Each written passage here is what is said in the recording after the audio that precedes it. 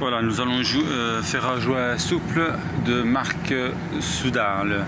Alors nous avons évidemment le mastic, donc ce sont en forme de boudin, vous pouvez voir, boudin, marque Soudal, un fond de joint, de l'eau avec du Dreft. Vous voyez, j'ai mis du Dreft pour lisser, un pinceau, un pistolet ici électrique et un couteau comme ceci en métal, un couteau à mastiquer en fait. Alors nous allons monter sur l'échelle et aller voir le travail que nous allons faire.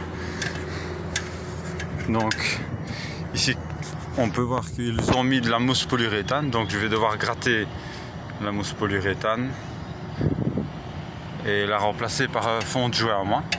Et alors sous le linteau, je mettrai un fond de joint souple et je ferai le travail alors. Alors je vais faire ça, je vais chercher mon matériel, je vais mettre pause. Voilà, donc je gratte bien la mousse de façon qu'elle ne dépasse pas. Voilà. C'est pour évidemment qu'il n'aille pas d'entrée d'air à l'intérieur, donc il faut bien gratter comme il faut. Voilà, on va faire de même pour l'autre côté. Voilà, bien gratter. Voilà. Ok, donc mettre pause. Ah, donc ici, est-il possible de mettre de la mousse comme celle-ci?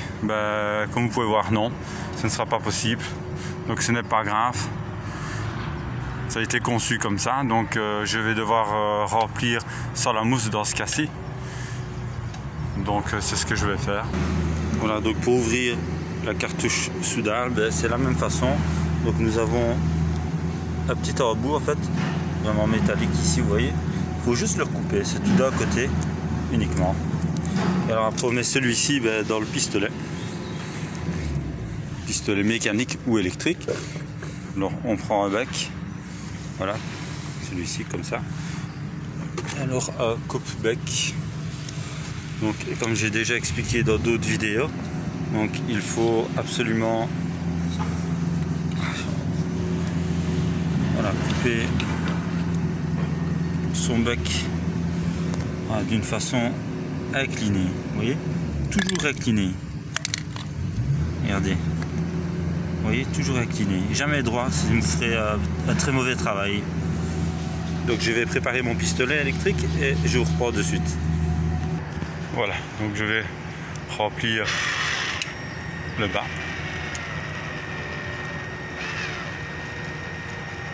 Essayez d'être régulier.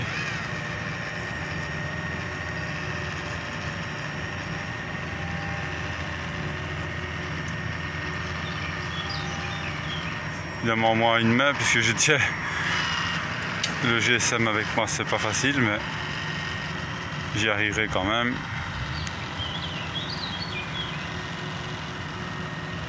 Voilà. On arrive au bout, on s'arrête, on fait une petite crolle vers l'arrière, on remplit cette partie-ci, ça est bien fermé, on fait une crolle, hop, on touche le mastic, comme ça s'arrête. Donc au-dessus c'est déjà fait donc par d'autres personnes. Donc je vais faire cette partie-ci. Voilà, je vais jusqu'en bas, hop, je m'arrête et je fais une petite crolle sur l'ancien mastic. Comme ceci, ça ne coule pas. Je vais chercher mon matériel à lisser. Voilà, j'ai pris donc de l'eau avec du Dreft, un pinceau, vous auriez pu prendre un vaporisateur, hein. Il n'y a pas de souci. Donc bien mouiller la surface, bien mouiller la surface des deux côtés. Voilà, bien mouiller, n'ayez pas peur de mouiller, surtout le béton, parce que le béton une fois séché, le mastic accroche dessus. Et s'il faut remouiller, il faut refaire l'opération, hein, il n'y a pas de souci. Donc donc bien mouillé. Donc je prends mon couteau à mastiquer, je le nettoie bien sur les bords. Voilà. Et alors ici, je vais essayer de l'incliner pour prendre le surplus. Voilà, vous voyez. Hop, je le mets dans le seau. Et alors je vais faire le coin ici. Donc le mieux c'est de le faire dans ce sens-ci. Aller jusqu'au coin et hop. Vous avez vu? Donc j'ai appuyé légèrement plus fort. Et alors le joint s'est mis dans un angle plus parfait. Alors maintenant ici, qu'allons-nous faire? Je fais un petit conseil. Voilà, c'est celui de ne pas repartir dans ce sens-ci, parce que vous allez vers la partie qui n'est pas lissée, mais faire des petits à-coups vers la partie qui est déjà, vous voyez, raclée en tout cas. Voilà. Voilà. On va plus loin. Voilà. Donc je vais aller un peu plus vite. Là. Là. Donc ici de même. Donc la palette comme ceci. Donc pas vers l'intérieur, comme ceci. Du coin à l'autre coin. Et arriver vers le coin. Donc hop. Il y a une petite trolle qui s'est formée, mais ce n'est pas grave.